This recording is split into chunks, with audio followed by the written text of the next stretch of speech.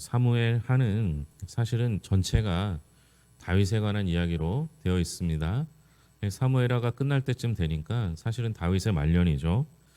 말년에 하나님을 의지하지 않고 자기 힘을 의지하면서 인구 조사를 실시합니다. 하지만 이건 다윗 혼자만의 죄 때문이 아니라 이스라엘 백성 전체의 죄를 대변한 것입니다. 다행히 다윗은 인구 조사 직후에 죄를 자복하며 회개합니다. 그리고 온전히 다시 하나님만을 신뢰할 것을 고백하고 있죠.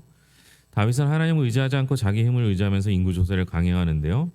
하나님이 다윗을 격동시켜 인구 조사를 하게 하신 이유가 무엇인가? 1절입니다. 1절 다시 읽겠습니다. 여호와께서 다시 이스라엘을 향하여 진노하사 그들을 치시려고 다윗을 격동시키사 가서 이스라엘과 유다의 인구를 조사하라 하신지라. 인구 조사를 한 이유가 뭐냐? 인구 조사를 하게 한 방법은 다윗을 격동한 거고요. 진짜 하게 한 이유는 뭐냐? 앞부분에 나오죠. 이스라엘을 향하여 진노하사 그들을 치시려고. 그러니까 인구 조사를 하게 한 사람은 다윗이지만 인구 조사를 한 이유에 대해서는 이스라엘 백성들에게 진노하사 그들을 치시려고 했다는 겁니다. 그러니까 다윗 한 명의 죄가 아니라 이스라엘의 만연한 죄가 마치 빙산의 일격처럼 드러난 것이죠. 그래서 하나님께서 이스라엘 죄를 징벌하시려고 다윗을 격동시키신 것입니다. 이 똑같은 내용을 이제 역대상 21장에서는 좀 더 자세히 해설이 있는데요. 거기에는 사탄이 일어나서 이스라엘을 대적하고 다윗의 마음을 충동했다 이렇게 기록합니다. 구약에서 사탄은 욥기에서처럼 영적인 악한 존재로 등장하기도 하지만 대적하는 사람들을 지칭하는 용어로 쓰기도 합니다. 하나님께서 사탄 즉 대적자를 이용해서 이스라엘을 대항해서 일어나게 하시고 이것이 다윗의 마음을 총동해서 조급한 마음에 인구조사를 한 것입니다. 이것은 하나님을 불신하는 행위라고 보고 있죠. 이에 대해서 이제 요압이 다윗에게 뭐라고 대답하는지, 요압이 그렇게 다윗에게 충성스러운 신하만은 아니었는데도 불구하고요. 요압이 했던 얘기가 제법 현명한 얘기가 나옵니다. 3절 볼까요? 3절 같이 읽겠습니다. 요압이 왕께 아뢰되 이 백성이 얼마든지 왕의 하나님 여호와께서 100배나 더하게 하사 내 주 왕의 눈으로 보게 하시기를 원하나이다. 그런데 내 주 왕은 어찌하여 이런 일을 기뻐하시나이까 하는지라. 요압이 다윗을 따라다니면서 느낀 게 뭐예요? 하나님이 인원을 늘리시면 얼마든지 늘어날 텐데 100배나 늘어날 수 있을 텐데 어찌하여 인구조사를 하시는 겁니까? 그것을 기뻐하십니까? 이렇게 이야기를 합니다. 구약 성경에서 원래 인구조사 명령을 내리는 건 하나님께서 하시죠. 하나님께서 이스라엘 백성들을 인구조사할 때는요 대부분 어떤 형태냐면 하나님을 섬길 자를 찾는 겁니다. 그러니까 이제 제사장들을 구분할 때도요 나이에 따라 구분하는 게 다르고요. 또 이스라엘 백성들 중에서 하나님 앞에 나올 사람이 몇 명인가를 따지긴 합니다. 근데 여러분 왕이 인구조사를 할 때는 좀 달라요. 두 가지 이유가 아주 명백하게 나오는데요. 첫째는 세금을 더 걷기 위해서 그래요. 우리나라도 조선시대 때요 호적을 합니다. 호구조사를 하죠. 왜 하냐? 세금을 걷기 위해서 그래요. 두 번째는 뭐예요? 군인으로 쓸 사람을 찾기 때문에 그래요. 그러니까 이스라엘 백성들을 인구조사를 한다? 세금 더 거두려고. 이스라엘 백성을 인구조사한다? 군인을 더 제대로 파악해서 더 많이 뽑으려고. 이렇게 되는 거예요. 근데 이게 어느 나라나 마찬가지였거든요. 군인을 더 뽑고 세금을 더 거두려고 하는 게 이스라엘뿐만 아니라 모든 나라가 마찬가지였습니다. 그런데도 불구하고 하나님께서 이스라엘에게 그렇게 하나님께서 진노하신 이유는 뭐냐? 여러분 이스라엘은요 세금으로 돌아가는 나라가 아니었거든요. 특별히 더 우리가 정확하게 알 수 있는 건 뭐예요? 이스라엘이 했던 모든 전쟁은 이스라엘의 군대의 숫자로 이긴 게 아닙니다. 성경에 명확하게 나오잖아요. 이스라엘이 이긴 거는 이스라엘 군대 때문에 이겼습니까? 하나님 때문에 이겼습니까? 하나님 때문에 이겼거든요. 숫자가 별로 중요하지 않아요. 그러니까 세금을 더 거두려고 수를 셀 필요도 없고 군인을 더 뽑으려고 군인이 될 만한 나이의 사람을 따질 필요가 없어요. 근데 여기 보면 오늘 인구조사를 보면 군인으로 나갈 사람을 뽑는 거예요. 그 결과는 뭐냐? 5절부터 9절인데요. 보시면 쭉 뽑은 게 나오죠. 9절입니다. 같이 읽겠습니다. 요압이 백성의 수를 왕께 보고하니 곧 이스라엘에서 칼을 빼는 담대한 자가 80만 명이요 유다 사람이 50만 명이었더라. 80만 명, 50만 명이에요. 여러분 생각해 보세요. 여기서 칼을 빼는 자라고 말하는 건 뭐겠어요? 군인이 될 만한 사람들이에요. 군인이 될 만한 사람. 그러니까 막상 인구 조사를 했지만 요압이나 그의 장군들이 돌아다니면서 세어본 숫자는 군인으로 나갈 사람을 세어본 거예요. 그 인원이 몇 명이냐? 이스라엘은 80만 명, 유다의 50만 명입니다. 합치면 130만 명이죠. 이걸 뭐 의미를 두기에는 좀 애매한 부분이 있어요. 사실 이제 유다 지파니까요. 유다 지파 빼면 11지파, 레위는 아예 지파의 숫자를 계수할 때 하지 않으니까요. 그러면 11지파는 80만 명, 한 지파는 50만 명이니까요. 유다가 엄청 크지 않습니까? 근데 무슨 의미가 있느냐? 이건 정확하게 알 수가 없죠. 다만 출애굽 때 광야와 비교해 보면요. 약 2배가 됩니다. 민수기에 보면 4만 민수기 1장 46절에 보면 60만 3,550명이에요. 그러니까 130명이니까 2배가 넘죠. 이렇게 하나님께서 이스라엘 백성들이 그 다윗 왕 때 제일 많이 했던 게 전쟁이거든요. 수없이 전쟁을 했음에도 불구하고 내전도 일어나고 외척과 전쟁을 하기도 했는데도 2배가 넘게 늘어났습니다. 그 유다 인구는요. 출애굽 때 74,600명인데요. 7배 정도 성장합니다. 이처럼 인구수가 늘어난 것은 철저히 하나님의 은혜예요. 이스라엘 백성들이 무엇을 해서가 아니죠. 그러나 다윗은 인구조사를 실시함으로써 하나님의 은혜를 자기 업적으로 바꾸려 했던 것입니다. 이스라엘 안에 하나님을 신뢰하지 않는 죄가 만연해 있으며 다윗의 인구조사도 하나님보다 군사력을 의지하고 있을 뿐만 아니라 하나님의 백성을 자기의 소유로 여기고 있음을 보여주는 단편적인 사건이라 볼 수 있는 겁니다. 오늘 제가 이제 어떤 목사님 설교를 들었는데 딱 이 본문이었어요. 근데 그 부분이 이제 그 좀 큰 교회에서 큰 교회가 아니죠. 그 좀 큰 교회가 아니라 엄청 큰 교회에서 부목사를 하는데 신참으로 가서 얼마 되지 않아서 성경 공부를 가르치면서 열심히 준비하고 그걸 좋아했기 때문에 처음에는 신참이라 한 20명 참여하더니 나중에는 교실을 옮겨야 되고 그거 옮겼는데도 안 돼서 창문을 뜯고 밖에서 듣는 사람이 있을 정도로 그렇게 성경 공부를 했다고 합니다. 그래서 유명해져서 주변에 있는 다른 교회 담임 목사로 34살에 부임하게 됐다고 합니다. 가서 한 150명 정도 됐나 봐요. 근데 그때부터 1년 동안 배가 운동하자고 하면서 300명을 목표로 기도하고 전도하고 열심히 프로그램을 했습니다. 근데 하나님께서 그때 그래서 왜 300명이냐 이렇게 물으셨다는 거예요. 근데 그분이 받았던 건 300명밖에 안 되느냐 이런 게 아니라 왜 그 숫자에 연연하느냐 이렇게 음성으로 들었던 것 같습니다. 그때부터 그분이 참 잘하는 게 내가 300명이라고 말한 거 숫자에 연연했던 것을 온 교회에 잘못했음을 이야기하고 그것을 바꾸었던 거죠. 여러분 하나님은 우리가 잘하면요 더 주셔요. 감당할 만한 능력이 되시면 더 많이 허락해 주세요. 그러니까 우리가 몇 명이냐 얼마냐 이런 거 따지기보다 우리가 하나님 앞에 바르게 살고 있느냐 하나님은 마음에 합한 자가 되느냐 이게 훨씬 더 중요한 거죠.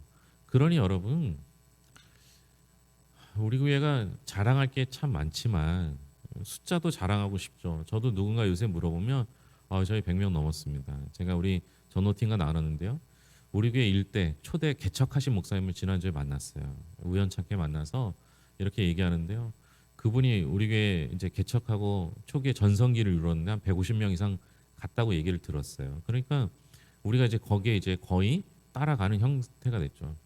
근데 여러분 100명이 되든 1000명이 되든 그거 다 하나님의 자녀 아니겠습니까?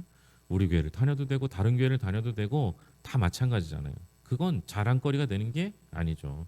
오히려 숫자를 자랑하는 순간 무슨 문제가 생기냐? 숫자를 자랑하는 순간 하나님을 자랑하는 걸 잊어버려요. 우리 교회가 100명이 됐습니다. 이렇게 자랑하는 게 아니라 하나님께서 우리 교회를 사랑해 주시고 은혜 주셔서 인원이 많이 늘었습니다. 이 정도가 돼야지 100명에 매달리는 순간 하나님의 은혜는 잊어버리게 되는 거죠. 이스라엘 백성들 특히 다윗 왕이 그런 잘못을 저질렀던 것입니다. 근데 다윗도 잘한 게 있어요. 뭐예요? 자기가 잘못했다고 생각하는 그 순간, 깨닫는 그 순간 회개하는 거예요. 다윗의 일생에서 잘못이 없었던 일생이 아니죠. 우리보다 더한 범죄를 저질렀잖아요. 그런데도 불구하고 하나님께서 다윗을 하나님 마음에 합한 사람이라고 말할 수 있었던 이유는 다윗은 하나님 앞에 섰을 때 그가 잘못했다고 느끼면 그 즉시 회개하는 거였어요. 다윗은 인구 조사를 마친 후에 하나님 앞에서 어떻게 행동하는가? 10절입니다. 10절 같이 읽겠습니다. 다윗이 백성을 조사한 후에 그의 마음에 자책하고 다윗이 여호와께 아뢰되 내가 이 일을 행함으로 큰 죄를 범하였나이다. 여호와여 이제 간구하옵나니 종의 죄를 사하여 주옵소서. 내가 심히 미련하게 행한나이다 하니라. 어떻게 합니까? 자신의 죄를 자책하고 시인하고 회개합니다.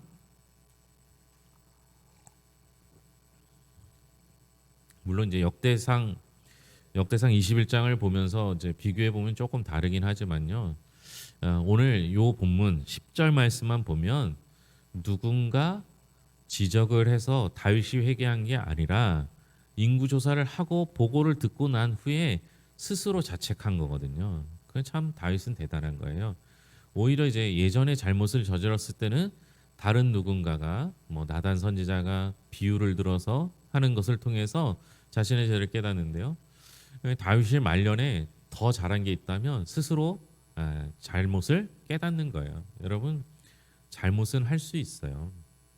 그런데 잘못을 깨닫고 더 나아가서 회개하는 거 이거 정말 쉬운 일 아닙니다. 여러분 꼭 스스로 하나님 앞에 늘 돌보아서 그렇게 했으면 좋겠습니다.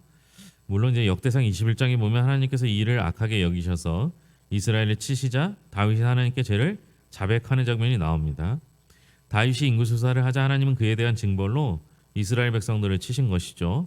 이것은 앞에서 언급한 대로 다윗 한 사람의 일탈로 백성이 고생하는 것이 아니라 다윗이 이 교만한 행동이 백성들의 악행을 대표한 겁니다. 그래서 하나님께서는 다윗의 악행을 빌미로 백성 전체에게 죄를 징계하신 것입니다. 다윗은 이런 하나님의 징계의 손길을 느끼며 하나님 앞에 죄를 자복했던 것이죠. 하나님이 세 가지 징계안을 이제 이야기를 합니다. 그런데 이에 대해서 다윗이 어떻게 요청을 받느냐? 세 가지 징계안은 뭘까요? 13절에 보면 같이 읽겠습니다. 다시 다윗에게 이르러 아뢰어 이르되 왕의 땅에 7년 기근이 있을 것이니까 혹은 왕이 원수에게 쫓겨 석 달 동안 그들 앞에서 도모하실 것이니까 혹은 왕의 땅에 사흘 동안 전염병이 있을 것이니까 왕은 생각하여 보고 나를 보내신 이에게 무엇을 대답하게 하소서 하는지라. 세 가지 징계안이죠. 7년 기근, 3달 도망, 3일 전염병, 이 세 가지입니다. 이때 다윗은 어떤 선택을 하느냐? 14절입니다. 같이 읽겠습니다. 다윗이 가세게 이르되 내가 고통 중에 있도다. 청하건대 여호와께서는 긍휼이 크시니 우리가 여호와의 손에 빠지고 내가 사람의 손에 빠지지 아니하기를 원하노라 하는지라. 첫째 말한 건 하나님의 긍휼을 원하는 거예요. 세 가지 중에 더 선택해서 내가 짧은 거 선택해야지 이런 게 아니라 하나님께서는 긍휼이 크신 분이시지 않습니까? 그리고 우리가 사람의 손에 빠지지 아니하고 하나님의 손에 빠지기를 원하나이다. 이렇게 이야기를 합니다. 다윗이 했던 이 이야기가요. 인구조사를 했던 상황과 전혀 반대되는 상황이죠. 인구조사를 할 때는 어떤 상황이었어요? 자신의 치적으로 삼는 사람의 수를 판단했던 건데요. 그러니까 자기가 우위에 있었던 거예요. 그런데 지금은 어때요? 선택하는 과정도 내가 하지 아니하고 사람의 손에 빠지지 아니하고 하나님의 손에 있기를 소망합니다. 이렇게 하는 원칙을 얘기해요. 우리가 이후에 결과적으로는 3일 전염병이잖아요. 전염병이었는데 그 전염병을 선택했다라고 보지 않고 하나님께 맡긴 겁니다. 징계조차도 하나님께 맡길 수 있어야 되죠. 여러분 이 상황에서 저 같은 사람 따지죠. 7년, 3달, 3일. 그 중에 뭐가 좋겠어요? 당연히 짧은 게 좋겠죠. 저는 그렇게 생각했을 거예요. 그런데 다윗은 이 순간 정신을 차리죠. 내가 인구조사를 한 것은 내 능력, 하나님이 주신 은혜가 아니라 내 소유를 세워보려고 했던 욕심이었구나. 이제는 징계조차도 하나님께 맡겨야 하겠구나. 이렇게 생각했던 것이죠. 다윗의 삶이 참 대단한 것 같습니다. 이후에 그 징계가 이루어지죠. 천사가 징계를 내릴 때 하나님께서 천사에게 하신 말씀이 무엇이냐? 16절입니다. 천사가 예루살렘을 향하여 그의 손을 들어 멸하려 하더니 여호와께서 이 재앙 내리심을 뉘우치사 백성을 멸하는 천사에게 이르시되 족하다 이제는 내 손을 거두라 하시니 여호와의 사자가 여부스 사람 아라우나의 타작마당 곁에 있는지라. 하신 말씀이 뭐예요? 족하다 이제 그만해라 이렇게 이야기를 합니다. 여기서 여호와께서 뉘우치사 이런 단어가 나오는데요. 이거는 잘못했다라는 의미가 아니라 이 앞에서 언급했던 긍휼이에요. 긍휼. 그러니까 뉘우쳤다는 거 내가 실수했구나 잘못했거나 이런 이야기가 아니에요. 우리 하나님은 잘못도 실수하지도 않는 분이시잖아요. 그런데 너무 사랑하시니까 너무 마음이 아파서 그것을 돌이키시는 것 이렇게 이해하시는 게 좋습니다. 성경에 뉘우친다라는 말이 가끔 나옵니다. 하나님께서 뉘우치셨다는 말이 나오는데요. 그건 다 이렇게 해석하시면 됩니다. 물론 하나님은 그러셔도 되는 분이에요. 왜냐? 하나님 주권 있잖아요. 징계를 내리시는 분이 하나님이시기 때문에 징계를 멈추시는 권한도 하나님께 있는 거예요. 그러니 뭐가 문제겠어요? 그렇게 할 수 있는 겁니다. 놀라운 건 이 징계가 멈춰진 곳이 어디냐? 어디예요? 16절 끝부분에 보면 여호와의 사자가 여부스 사람 아라우나의 타작마당 곁에 있는지라. 이게 왜 중요해요? 여러분 이 아라우나 타작마당이요 중요한 그 위치가 되는데요.